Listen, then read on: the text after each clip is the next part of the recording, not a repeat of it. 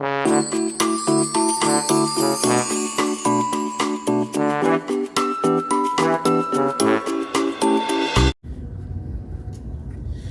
bismillahirrahmanirrahim. Assalamualaikum warahmatullahi wabarakatuh. Jumpa lagi di Dunia Rijalis di acara Ospek ya, orientasi seputar ekonomi Islam. Sobal khair semuanya, ma'ajmal hadzal sobah ya. Suasananya hari ini sangat cerah sekali di pagi hari. Semoga kita semua diberikan keberkahan oleh Allah Subhanahu wa taala, baik yang di rumah maupun yang sedang ingin berangkat kerja seperti saya ini ya. Oke, sebelumnya saya mau mampir dulu sebentar ya, di roti kesukaan saya. Sudah ada YouTube-nya ya, tukang roti untuk makan di kantor nanti ya, bersama rekan-rekan hebat. A few moments later. Ya, kita sudah dapat rotinya. Sekarang kita lanjutkan episode yang kedua, Ospek on the road. Ya, alhamdulillah rabbil alamin. Salatu wassalamu ala asrafil anbiya'i wal mursalin wa ala alihi wa ashabihi ajmain. Rabbi shrah li sadri wa yassir li amri walubdatam min lisani yafqahu qali. Subhanaka la ilma lana illa ma 'allamtana innaka antal alimul hakim.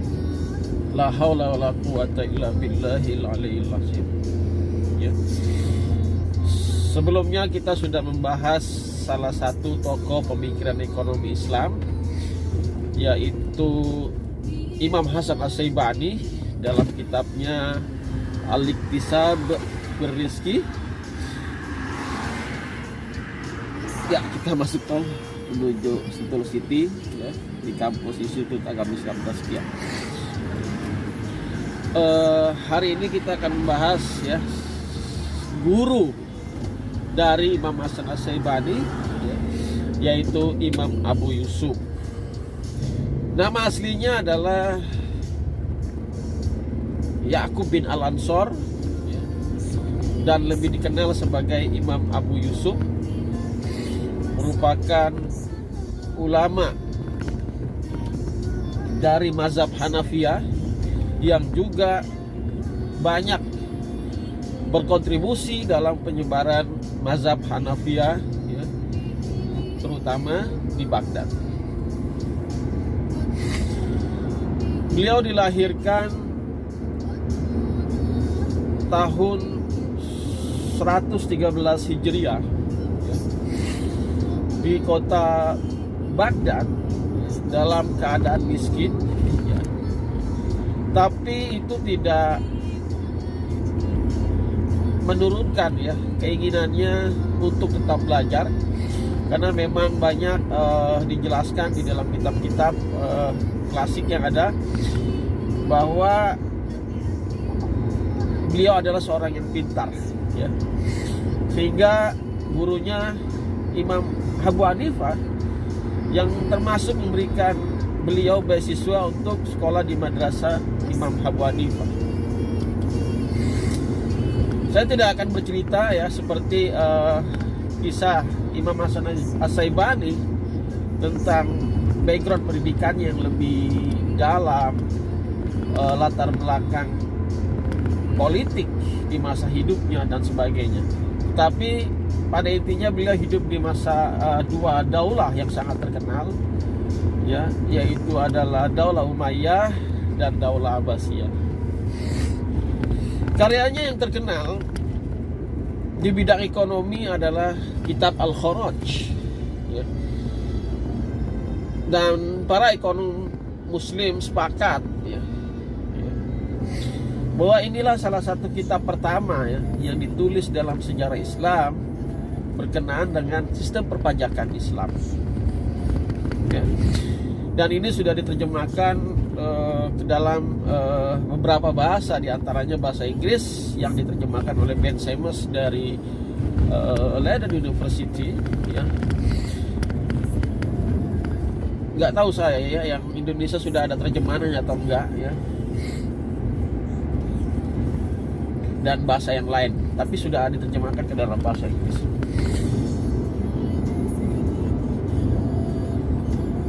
Bagaimana kedudukan kitab Al-Kharaj ya, dalam sejarah pemikiran ekonomi Islam? Yang pertama, kita harus pahami bersama, kitab Al-Kharaj adalah kitab yang pertama membahas tentang sistem perpajakan dalam sejarah Islam, yang kemudian diikuti oleh tokoh-tokoh lainnya seperti Yahya bin Adam dan Qudamah bin Ja'far yang menulis genre yang sama, yaitu tentang Al-Kharaj.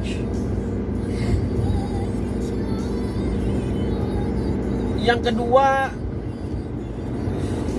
kitab ini ditulis atas permintaan khalifah yang sangat terkenal di masa Bani Abbasiyah, yaitu Harun ar-Rasyid. Tujuannya apa?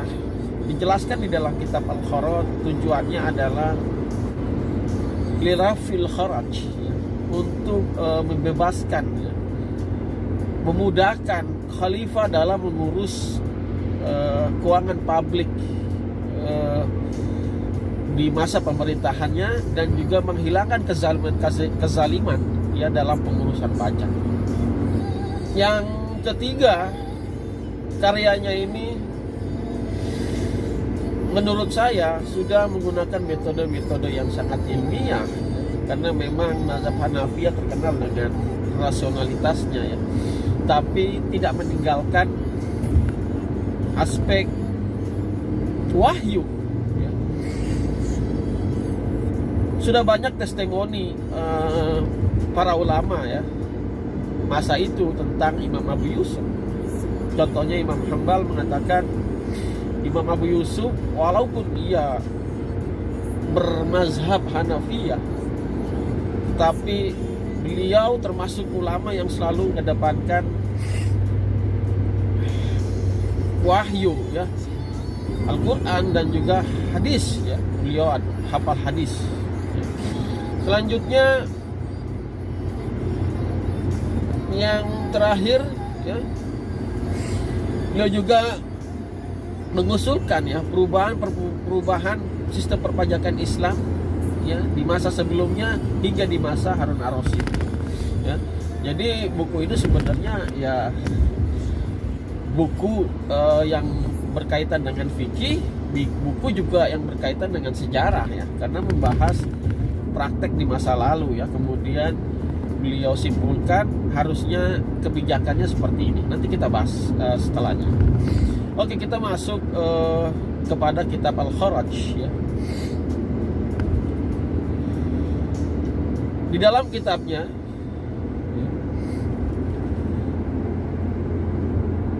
beliau membahas tentang pendapatan dan pengeluaran negara.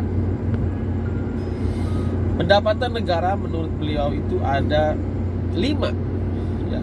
Yang pertama dari ghanimah, yang kedua dari fai ya. Fai ini dari al-kharaj dan usyr.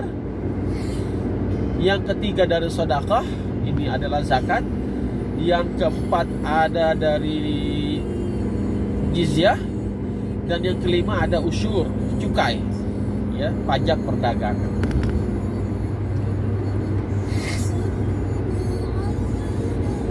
Ya, ghanimah ini dibagi menjadi 2 ya, 1/5 dan 4/5 ya. 1/5 sudah jelas ya, dalam Al-Quran banyak sekali penjelasannya, itu hanya milik Allah dan Rasulnya ya, dan orang-orang yang membutuhkan ya. Dan 4/5 ya untuk mereka yang terlibat di dalam peperangan ya. Jadi hartanya dibagikan kepada mereka yang turut berkontribusi di dalam peperangan Islam melawan kaum kafir. Di pembahasan ini juga dibahas tentang perbedaan pendapat ya antara Imam Abu Hanifah gurunya dengan Imam Abu Yusuf ya, terkait pembagian mereka yang berperang menggunakan kendaraan dan tidak menggunakan kendaraan. Ya.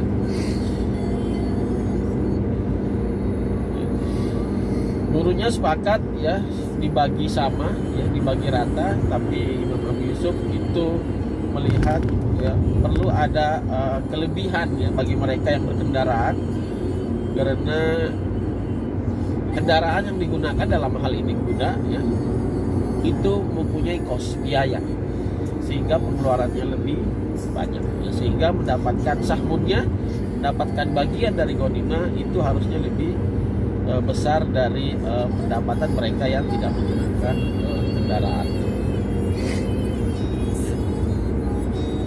Yang kedua adalah al-fai ya.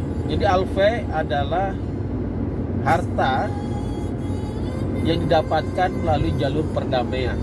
Kalau ghanimah tadi adalah harta rampasan perangnya, jadi harta yang didapatkan melalui peperangan. Kalau al-fai adalah harta yang didapatkan dengan cara damai. Jadi tidak sampai kepada peperangan. Ya. Nah, harta fai ini di dalam kitabnya dibagi menjadi dua. Yang pertama adalah harta al-kharaj dan ada harta usyr. Ya. Harta yang dimiliki oleh orang Muslim. Ya. Sebenarnya al-kharaj juga adalah harta orang Muslim. Ya. Nanti kita bahas. Ya.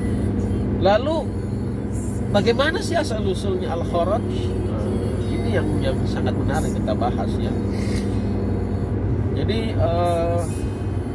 tanah al-kharaj ini berada di tanah sawat di Irak ya, di Baghdad. Yang kemudian tanah ini tidak dibagi oleh Khalifah kedua Umar bin Khattab radhiyallahu anhu. Biasanya tanahnya dibagi ya di masa Rasulullah sallallahu alaihi wasallam, begitu juga di masa Khalifah pertama Abu Bakar As-Siddiq radhiyallahu anhu. Ada yang sependapat dengan pendapat Umar dan ada juga yang tidak sependapat. Di antaranya yang tidak sependapat adalah sahabat Bilal bin Rabah radhiyallahu anhu dan juga Zubair bin Awam. Ya. Akhirnya terjadilah perkumpulan ya, musyawarah ya, mufakat.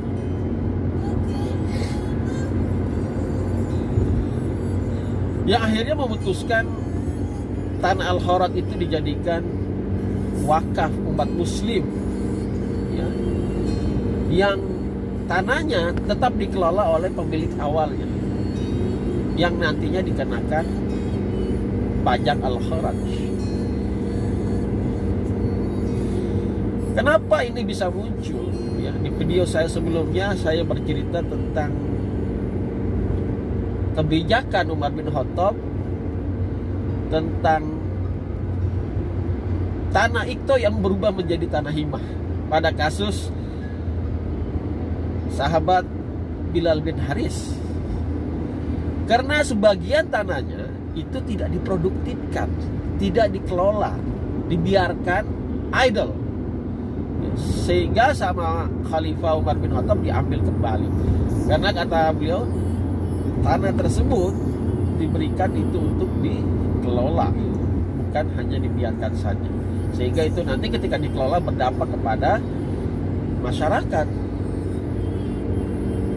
Nah, dari kasus Bilal bin Haris, sepertinya Umar bin Khattab radhiyallahu anhu melihat ya, beliau tidak menginginkan tanah-tanah yang nantinya diberikan kepada kaum muslim itu idle, tidak digunakan ya, akhirnya menjadi tanah kosong saja ya, dan tidak berdampak secara perekonomian, tidak berdampak secara perekonomian dan juga untuk generasi masa akan datang ya. Jadi dengan pajak al-kharaj ini, orang-orang muslim yang terlibat dalam peperangan mewakafkan hartanya berupa tanah kepada pemerintah yang kemudian dikelola oleh pemilik awalnya dan mereka dikenakan tanah al-kharaj. Dan luar biasa ya kalau kita baca bagaimana pendapatan al-kharaj ya di masa Umar ya, di masa daulah besar seperti Umayyah dan Abbasiyah ya. Ya karena memang dikelola oleh orang yang memang mengerti dalam pengelolaan tanah tersebut, ya, karena dikelola oleh pemilik aslinya. Ya. Adapun usyur itu adalah zakat pertanian, ya. Zakat pertanian yang dikenakan kepada umat muslim yang tanahnya diproduktifkan dalam bidang pertanian. Bagi para pengelola tanah, ya, yang menggunakan tadabuja, ya, maka dikenakan 10%. Dan bagi yang menggunakan sumber lain, yaitu irigasi dan menggunakan orang, ya, untuk membantu pengelolaan tanahnya, maka dikenakan pajak zakatnya, ya, 5%. Nah, beliau juga mengusulkan perubahan, ya, sistem al-khawrat, ya, merujuk kepada apa yang telah terjadi di masa sebelumnya, ya. Beliau mengusulkan perubahan dari sistem misaha, ya, sistem berdasarkan luas area, pada sistem, ya, musaqamah, ya, sistem yang berdasarkan tingkat penghasilan, ya, dari hasil pertanian tersebut. Ya. Menurut beliau itu lebih adil, ya. Ya benar juga, ya. Kalau misalnya dia berdasarkan luas area, kemudian lahannya terkena masa paceklik, ya, dia tidak bisa menghasilkan, ya, dalam keadaan kekurangan uang, kemudian tetap dipaksa membayar, ya, ini bisa jadi terjadi eksploitasi, ya, kepada mereka yang menjadi petani, ya, yang sebenarnya pekerjaan petani ini, ya, dalam kitab Al-Iqtisam sudah dijelaskan, ya, adalah pekerjaan yang mulia, ya, karena membantu manusia untuk memenuhi kebutuhannya. Mungkin di masa sebelumnya, ya, pertanian itu, ya, sangat makmur, gitu. Ya, jadi berdasarkan luas area. Selain membahas tentang al-fa', juga membahas tentang sedekah, ya. Di dalam kitabnya beliau hanya membahas tentang aspek zakat pertanian, ya, dan zakat peternakan, ya, tidak membahas kepada zakat-zakat yang lain, ya. Karena kenapa ini? Karena ini sangat berhubungan dengan aspek tadi, ya, aspek usyar, ya, dan juga aspek penggunaan lahan untuk pertanian, ya. Dan yang keempat, beliau membahas tentang jizyah, ya. Jizyah ini adalah pajak, ya, jiwa yang dikenakan kepada masyarakat zimmi, ya, atau masyarakat non-muslim yang hidup secara damai di dalam kawasan pemerintahan Islam, ya. Nah, mereka dikenakan jizyah, ya. Sebenarnya sama, umat muslim dikenakan zakat fitrah, ya, pajak jiwa, ya.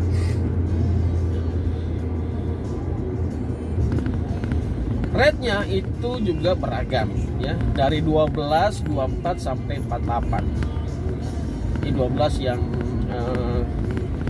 biasa saja, orang biasa, kemudian yang orang yang pertengahan, ya, memiliki kekayaan yang cukup, dan yang terakhir adalah mereka yang kaya, ya. Jadi 12 dirham,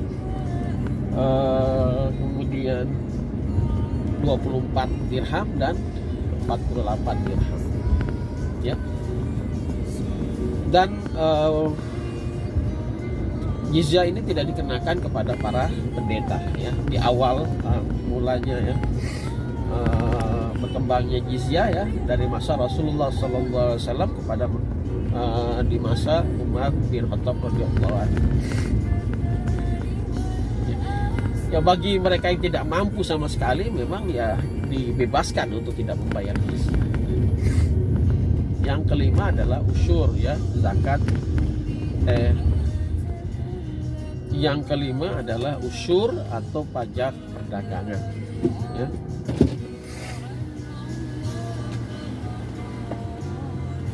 berputar.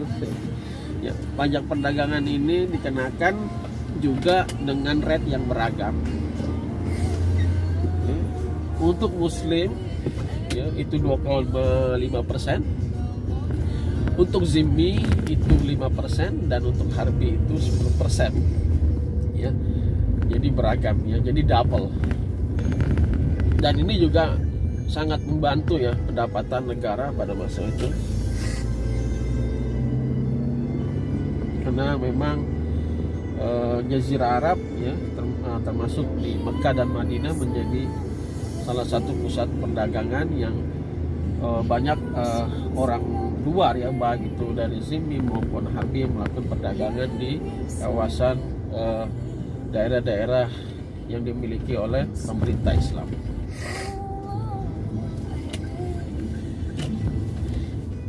Ya, yang lainnya selain membahas tentang pendapatan negara, juga membahas tentang pengeluaran. Ya, pengeluaran disesuaikan dengan pendapatan ya dari masing-masing instrumennya.